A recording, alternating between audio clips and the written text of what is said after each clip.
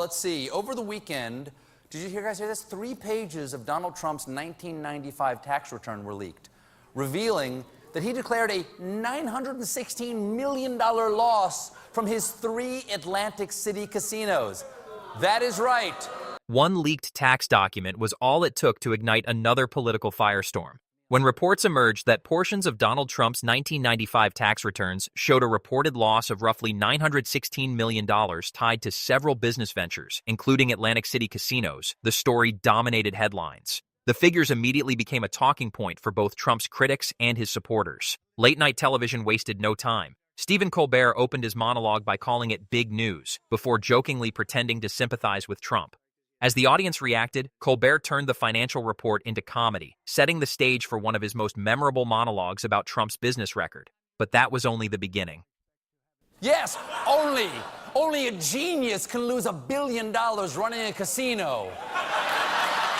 How loose were his slots? You know what? I tell you what, I like you, I'm gonna comp everyone's room forever. And Giuliani pointed out, he pointed out and he pointed out. Giuliani pointed out, Trump's not the only one who avoids paying taxes. Colbert followed with another punchline that quickly became one of the night's biggest laughs. He joked that only a genius can lose $1 billion running a casino. The audience erupted. He then imagined a fictional casino owner giving away free rooms forever, exaggerating the situation to absurd levels. It wasn't an attempt to analyze financial statements. It was classic late-night satire built around a headline that millions of Americans had already seen. Colbert also referenced comments from Rudy Giuliani, who defended Trump by arguing that many people legally seek to reduce their tax bills. That response sparked another round of debate over the difference between minimizing taxes through legal deductions and the public expectations placed on presidential candidates.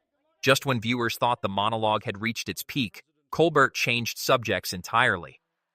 Soon, Trump could have a whole new military team to root for, because this week, the House passed a bill to establish Space Force, which will be dedicated to handling threats in space. A lot of high-tech threats up there. I hear they've been making smaller and much more portable Yodas. The conversation shifted from taxes to outer space.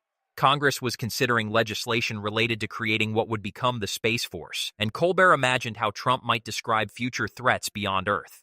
Doing his Trump impression, Colbert joked about high-tech threats in space before pretending the biggest concern was smaller and much more portable Yodas.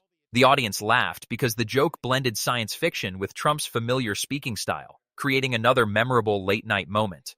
Although the topics changed from taxes to space, Colbert's broader theme remained the same, taking major political headlines and turning them into comedy. The leaked tax documents generated enormous public discussion because they raised questions about Trump's business history and the tax code. Supporters argued that business losses and tax deductions can be perfectly legal, and that successful entrepreneurs often use every lawful provision available.